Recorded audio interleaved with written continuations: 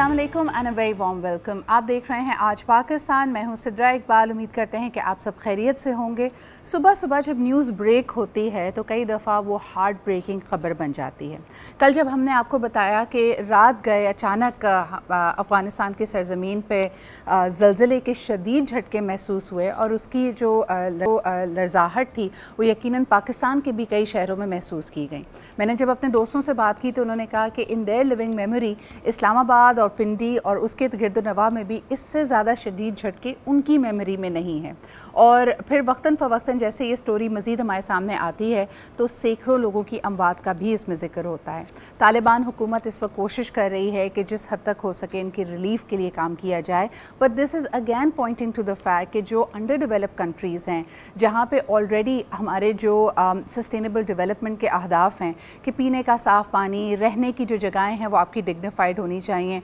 खुदा न खासा ऐसी किसी सिचुएशन में आप रिलीफ एंड रेस्क्यू और इमरजेंसी सर्विसेज के लिए आपके पास ना सिर्फ वसाइल हो बल्कि कैपेसिटी भी हो। इसका एक बहुत बड़ा गैप उभर कर सामने आता है उन ममालिक में जो इनसे जूझ रहे हैं, जो सबसे ज़्यादा वल्नरेबल भी हैं। यानी climate crisis and natural calamity emergencies is a reality right now. लेकिन ये बड़े बड़े मुल्क जिनकी आबादी बहुत ज़्यादा है, जिनके वसाइल कम हैं, जहाँ पे हम बेसिक हेल्थ केयर, एजुकेशन और एम्प्लॉयमेंट जैसे मसाइल से गुज़र रहे हैं, वहाँ पे फ़ौरी तौर पे इंसानी जान को बचाना, लोगों को राहत देना एक बहुत बड़ा सवालिया निशान है। और यकीनन आज के ज़माने में जब हम इस बात का दावेदार हैं कि हम 21वीं सदी में रहते हैं और मिलेनियम डेवलपमेंट गोल से लेकर एक कॉन्वर्जेसन शुरू हुई भी अक़वाम आलम में कि किस तरह इन मसाइल को, इन देरीना चैलेंजेस को हल किया जा सकता है, we are perhaps at the turning point in humanity when we need to focus on this.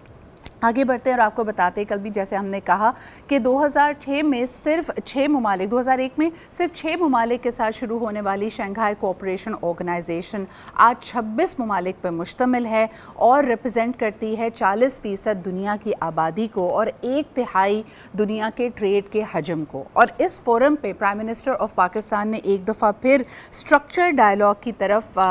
तवज्जो दिलाई है ताकि देरीना मसाइल और चैलेंजेस को हल किया जा सके। ये बात किसी से ढकी छुपी नहीं है कि इस खित्ते में जहां बड़े अहम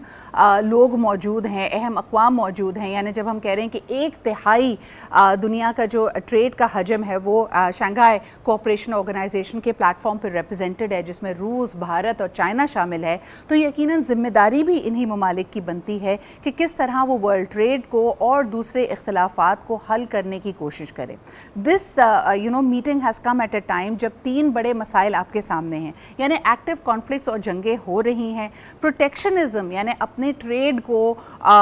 एक तरह से बेहतर बनाने के लिए और सिर्फ अपनी इकॉनमी और तजारत को देखते हुए वर्ल्ड ट्रेड ऑर्गेनाइजेशन के जो फ्रेमवर्क्स हैं उसको रिजेक्ट करता हुआ अमेरिका, और फिर तीसरी बड़ी हकीकत क्लाइमेट इमरजेंसीज। इसके अंदर डायलॉग की जो अहमियत है वो और उजागर होती है। आइए इस पर बात करते हैं और क्या उम्मीद लगाई जा सकती है SCO से, अक़वाम आलम से और इस वक्त दुनिया की लीडरशिप से कि क्या उनमें वो मैच्योरिटी, वो दूर अंदेशी मौजूद है कि वो आज किसी ऐसे नए कल की बुनियाद रख पाएंगे या नहीं।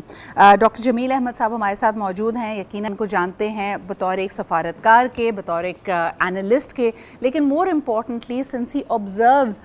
Many decades of these developments, क्या गुंजाइश मौजूद है पब्लिक डिप्लोमेसी में ताकि इसका हल निकाला जा सके। आइए उनसे जानते हैं। बहुत बहुत शुक्रिया जमील साहब वक्त देने के लिए। दुनिया कहती है कि इस वक्त एक बड़ी पोलराइज दुनिया है, right wing politics on the rise है, तमाम ही जो लीडर्स दुनिया में सबसे अहम मनसब पे मौजूद हैं उनके बारे में कहा जाता है उनमें एक जारहाना बेंड पाया जाता है। वो सिर्फ और सिर्फ फियर की पॉलिटिक्स करके अपनी गद्दी को यकीनी बनाते हैं। क्या उनसे उम्मीद लगाई जा सकती है कि इस नई दुनिया का एक ज़बरदस्त फाउंडेशन रखें जहां इन मसाइल को हल किया जा सके? देखिए, इन तमाम उम्मीदों का मंबा और मंजर जो है वो तो इंटरनेशनल ऑर्गेनाइजेशन है जो कि यूनाइटेड नेशंस है। अब जब यूनाइटेड नेशंस की फंडिंग को ही ये जो बड़े बड़े ममालिक हैं जिनके 35% कंट्रीब्यूशन थी यूनाइटेड स्टेट्स की, अगर वो कट कर दे फंडिंग और बाकी इस लिहाज से फंडिंग्स को कम कर दिया जाए कि पोलराइजेशन का जिसका आपने जिक्र किया اس کی وجہ سے، اس باعث کی وجہ سے اگر فنڈنگ کم کر دی جائے تو اس کی استعداد میں کمی ہو جاتی ہے، جو ملٹی لیٹرل فارم ہے، جو کہ ہیومنٹیرین ورک کرتا تھا، جی جو کہ ہیومنٹیرین ورک کے ذریعے جو آپ نے تمام ابھی گفتگو کی اپنے انٹرو میں، افغانستان کے زلزلے کے حوالے سے، کلائمیٹی کے حوالے سے، کلائمیٹ چینج کے حوالے سے، دنیا میں مختلف آفات کے حوالے سے، انڈر ڈیولپمنٹ کنٹریز کے لیے وہ اس میں اس کے اہداف میں اس کی جس مقصد کے لیے اقوام متحدہ بنایا گیا تھا اس میں کمی آتی جا رہی ہے، اور اس کا ذکر کل پوٹن نے بھی کر دیا کہ 80th جو اینیورسری جی منائی جا رہی ہے، کمومریٹ کیا جا رہا ہے یونائٹڈ نیشنز کو، جی اور اس میں وہ جو ملٹی لیٹرلزم تھا، جو اس میں جان تھی، وہ اب اس میں کام ہے، اس ملٹی لیٹرلزم کی ضرورت ہے۔ یہ پوٹن نے اپنی کل SCO کی سپیچ میں بھی بات کر دی۔ اسی طرح کی اور گفتگو ہوئی۔ آتے ہیں دوبارہ اس بات پر کہ جی اس میں یقیناً اب تھوڑی سی پولرائزیشن کی وجہ سے ورلڈ میں اب ہیومنٹیرین کی طرف توجہ کم، کلائمیٹ چینج کی آپ بات کر رہی ہیں، $100 بلین کی ایک ایگریمنٹ ہے جو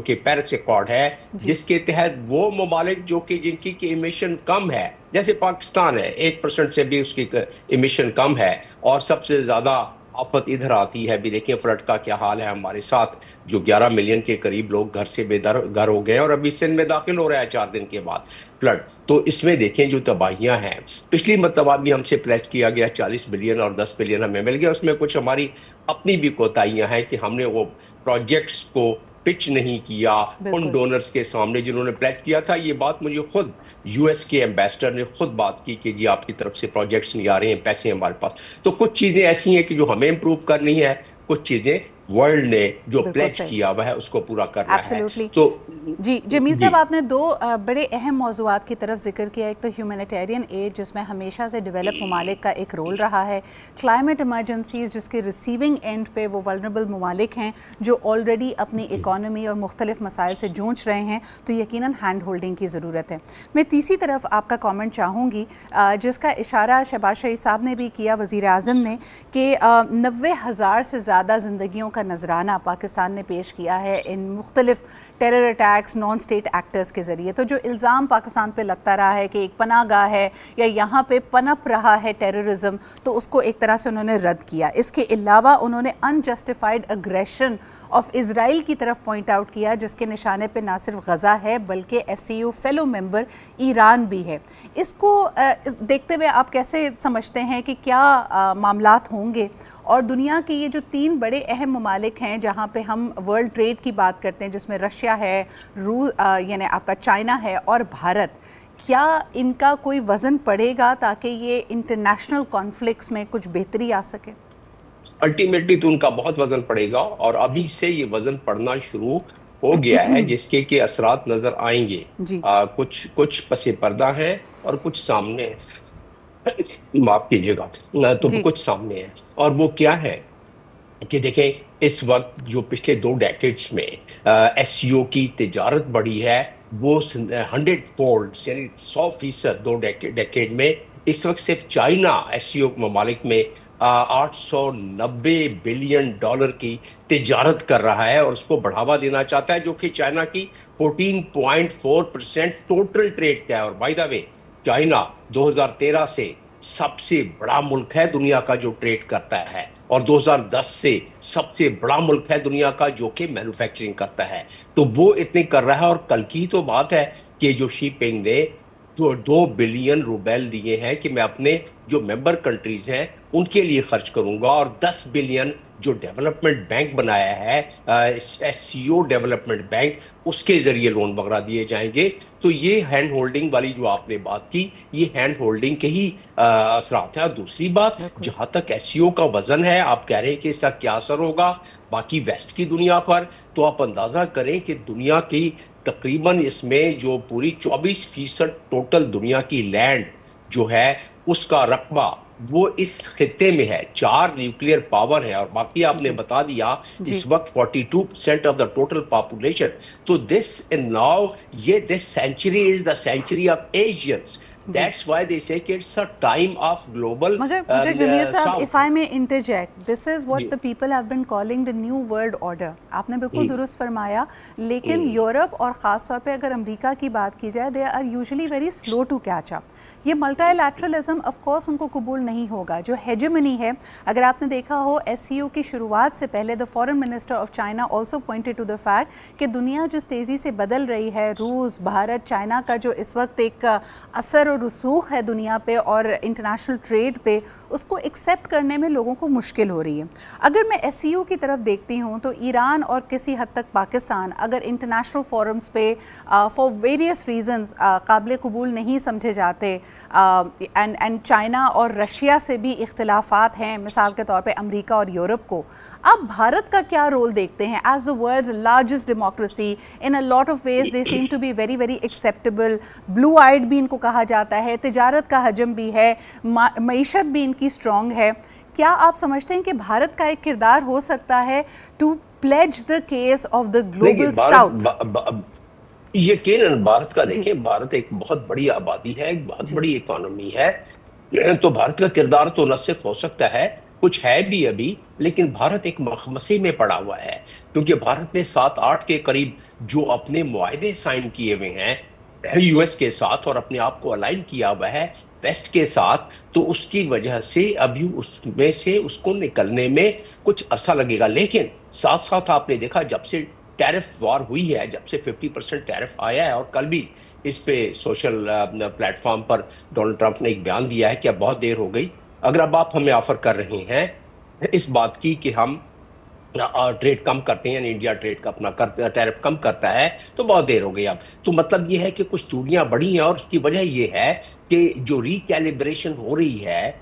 यूएस की फॉरेन पॉलिसी में, जो अब ज्यादा जिसका महवर व्हाइट हाउस है, बजाय इसके कि काफी दहाइयों से उसका महवर सिर्फ स्टेट डिपार्टमेंट था, अब उसका महवर जो है वो व्हाइट हाउस है. इसका मतलब ट्रंप की इस वक्त वो जो अपनी तार और अपनी लगामें खींच रहे हैं बहुत सारी चीजों की. तो उस लिहाज से अगर